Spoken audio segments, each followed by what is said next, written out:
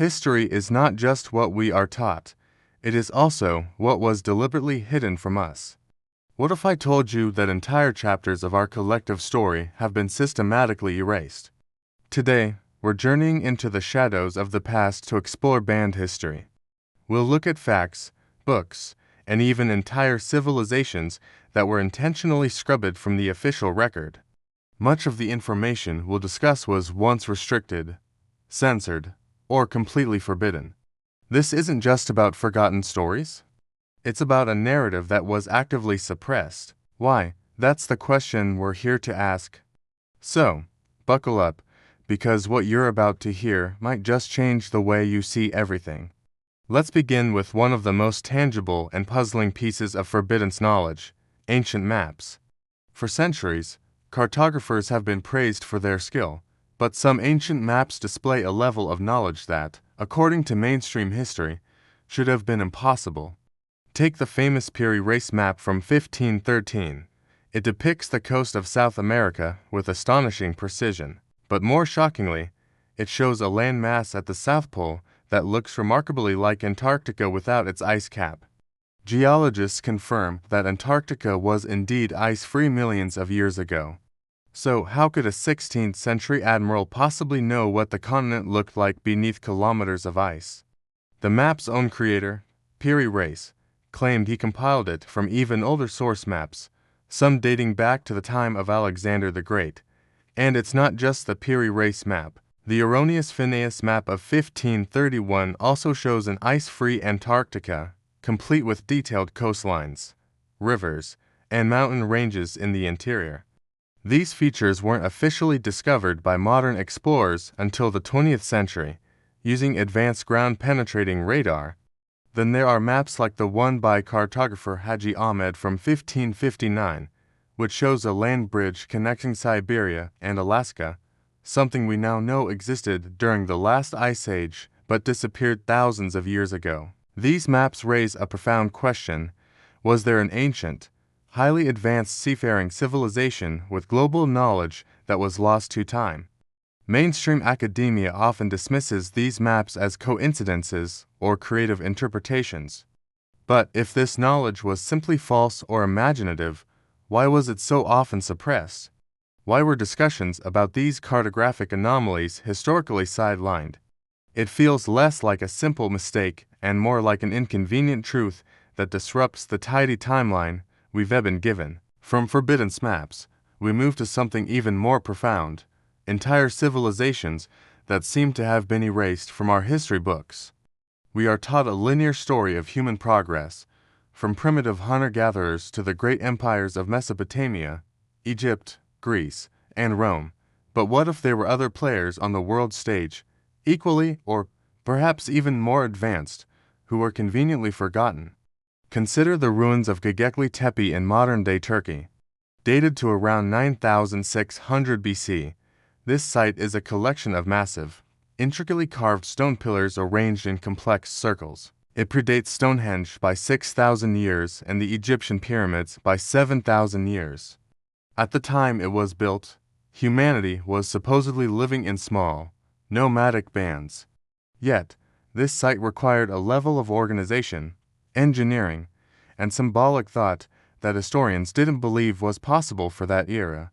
Göbekli Tepe forces us to ask, who were these people, and what happened to them? Why did their story disappear for nearly 12,000 years? Then there are legends from all over the world that speak of great, advanced civilizations that vanished almost overnight. Plato wrote of Atlantis, a mighty naval power that sank into the sea in a single day and night of misfortune.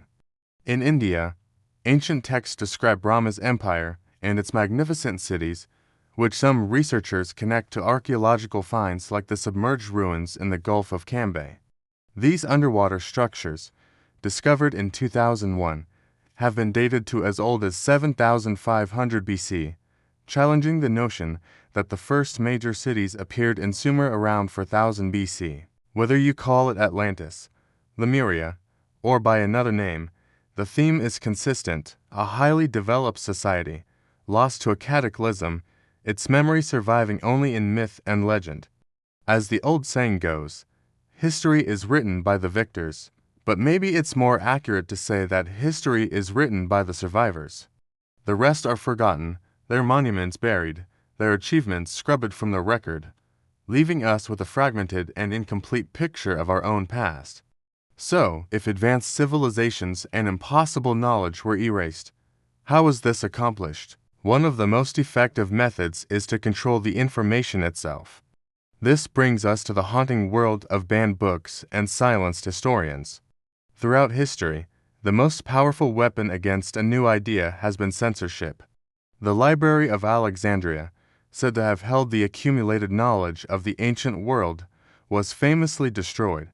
How many scientific, philosophical, or historical truths were lost in those flames? We will never know, but this act of destruction has been repeated time and time again. In the 16th century, the Spanish conquistadors in the Americas systematically burned nearly all Mayan codices, intricate books containing their history, astronomy, and rituals. Only four are known to have survived. What understanding of the cosmos, of mathematics, of their own history, did the Maya possess that was deemed so dangerous it had to be turned to ash? The censorship isn't just ancient history. It extends to the people who dare to ask difficult questions. Researchers who challenge the established timeline have often been labeled as pseudo-scientists, their careers discredited, and their funding cut. Take the case of Immanuel Velikovsky in the 1950s. He published a book called Worlds in Collision, which proposed that ancient myths were actual accounts of celestial cataclysms. While his theories were radical, the academic establishment didn't just debate him. They actively campaigned to have his book blacklisted and censored. His publisher was pressured to drop him, and academics who supported his right to be heard were threatened. This raises a critical question. If these ideas were truly lies or fantasies, why not simply disprove them with evidence? Why resort to silencing the people who wrote them? The impulse to censor, to burn books and discredit thinkers, often reveals a deep-seated fear. It's a fear that these dangerous ideas might actually contain a kernel of truth that could unravel the very foundation of what we've been taught to believe. This leads us to the ultimate question: who controls history, and why do they go to such great lengths to do so? The answer is simple and terrifying. Controlling history means controlling our identity, our beliefs, and our future. When you dictate the story of where we came from, you can shape what we think is possible. If you teach that humanity has always been slowly and steadily progressing, you create a sense of stability and order. But if you introduce the idea of lost golden ages, advanced ancient technologies, and devastating global cataclysms, you introduce chaos. You suggest that our modern civilization is not the pinnacle of existence, but perhaps just one cycle in a long, forgotten pattern of rise and fall. This is a destabilizing thought for those in power. A population that questions its origins is a population that questions its present leadership and its predetermined future. The narrative of our past is not just an academic subject. It is the software that runs our society. It defines our limitations and our potential. That S.Y. George Orwell's famous line from 1984 resonates so deeply: those who control the past control the future. Those who control the present control the past. By curating our history, they curate our reality. So, where does this leave us? We're faced with forbidden maps that shouldn't exist, civilizations that vanish without a trace, and a long history of censored knowledge. It's a trail of breadcrumbs leading into the dark, suggesting that the official story is far from complete. Perhaps we will never know the full truth about our past. Perhaps the puzzle is too fragmented, with too many pieces lost or deliberately destroyed. But the goal isn't necessarily to find every single answer. The most important act is to keep asking the questions, to remain curious, to challenge the narratives we are given, and to think for ourselves. Because asking questions is the first, and most crucial, step toward freedom. It's how we reclaim our own minds and, just maybe, our own history. Thanks for joining this journey into the unknown. If you believe that history is more than what's written in textbooks, make sure to subscribe and hit that notification bell. We have many more banned and hidden stories to uncover together. See you next time.